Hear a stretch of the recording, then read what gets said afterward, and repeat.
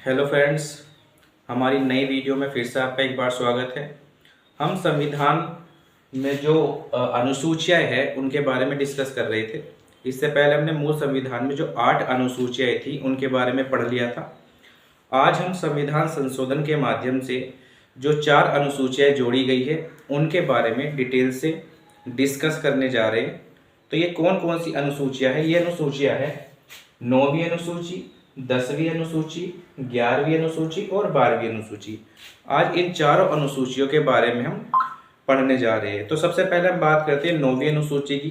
9वीं अनुसूची जो थी वो थी लैंड रिफॉर्म से संबंधित, लैंड रिफॉर्म, जिसको हम बोलते हैं भूमि सुधार।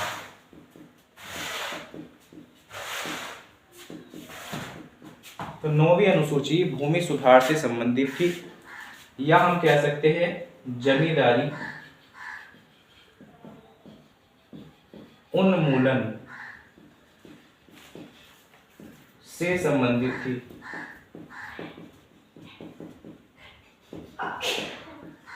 जिसको पहले संविधान संशोधन द्वारा जोड़ा गया था। तो पहला संविधान संशोधन कब हुआ था?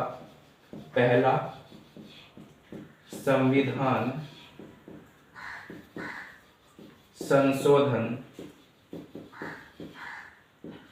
विधेयक 1991 में आया था। तो पहला संविधान संशोधन विधेयक 1991 में आया, जिसमें हमने 9वीं अनुसूची को जोड़ा था। ये 9वीं अनुसूची भूमि सुधार से संबंधित थी, या हम कह सकते हैं कि जमींदारी उन्मूलन से संबंधित थी। इसमें यह हुआ कि संसद द्वारा बनाया गया कोई भी कानून अगर वह 9वीं अनुसूची में डाल दिया जाता था तो उसका जुडिशियल रिव्यू नहीं किया जा सकता था। अब इसमें हम 2 केस पढ़ेंगे। पहला केस है केशवानंद भारती केस। अगर हम बात करें केशवानंद भारती केस, जो 24 अप्रैल 1973 को इसका निर्णय आया था, जिसमें सुप्रीम कोर्ट ने मूल ढांचे का सिद्धांत दिया। और एक केस आया बामन राव केस,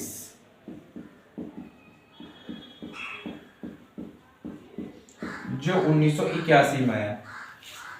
हालांकि संसद ने संविधान संशोधन के माध्यम से वे सभी कानून जो 9वीं अनुसूची में डाल दिए गए थे उसका जुडिशियल रिव्यू नहीं हो सकता था। लेकिन जब बामन राव केस 1981 आया तो सुप्रीम कोर्ट ने सीधी तौर पे ये बात कही कि केशवानंद भारती केस के निर्णय से पहले अर्थात 24 अप्रैल 1973 से पहले के जितने भी कानून थे जो 9वीं अनुसूची में डाले गए हैं उसका जुडिशियल रिव्यू नहीं किया जाएगा।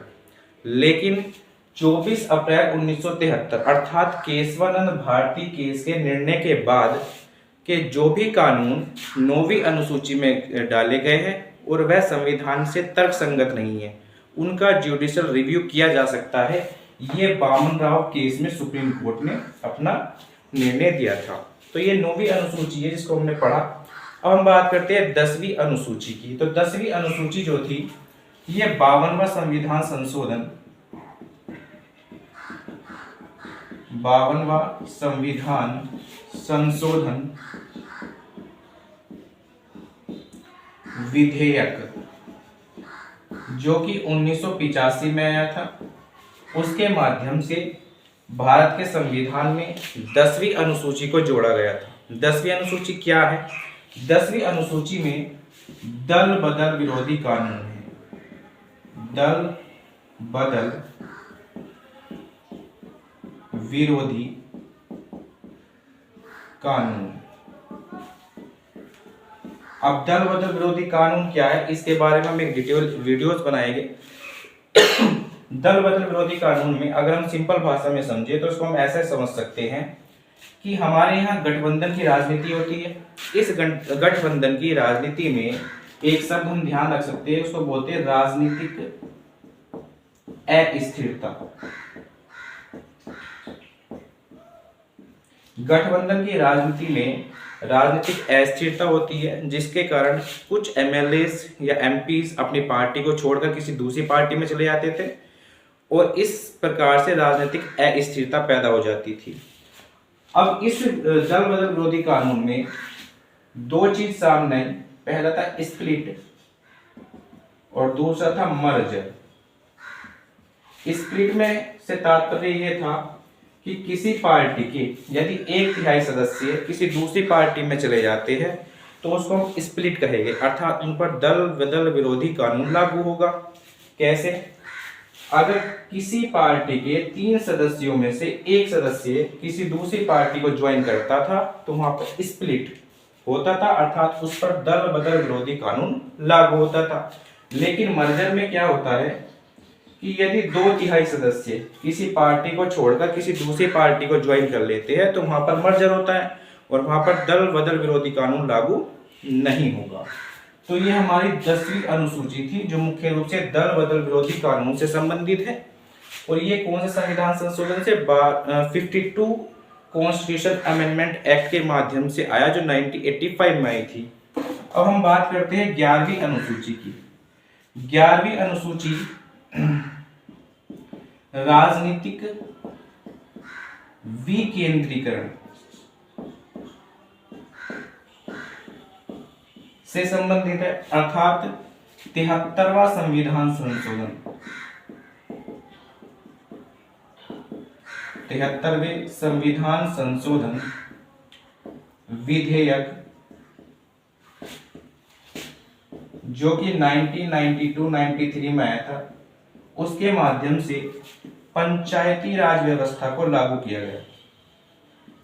पंचायती राज व्यवस्था से संबंधित, अर्थात 73वें संविधान संशोधन जो 92-93 में आया था, इसके माध्यम से पंचायती राज व्यवस्था को भारतीय संविधान ने संवैधानिक दर्जा दिया गया और राजनीतिक विकेंद्रीकरण किया गया। इसमें टोटल कुल 29 विषय को शामिल किया गया, 29 विषयों को इसमें शामिल किया गया।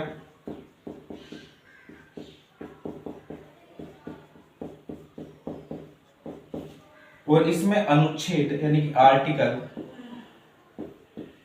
243 से 243 ओ तक रखे गए हैं। अब 243 से 243 ओ तक के आर्टिकल्स क्या क्या कहते हैं इसके बारे में हम एक नई वीडियो लेकर आएंगे, इसमें पूरा डिटेल्स में पढ़ाया जाएगा। अब हम बात करते हैं 12वीं अनुसूची।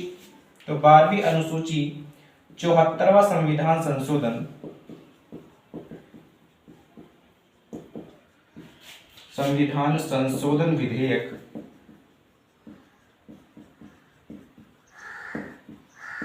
जो कि 1992 और 1993 में आया था, ये नगर पालिकाओं से संबंधित है।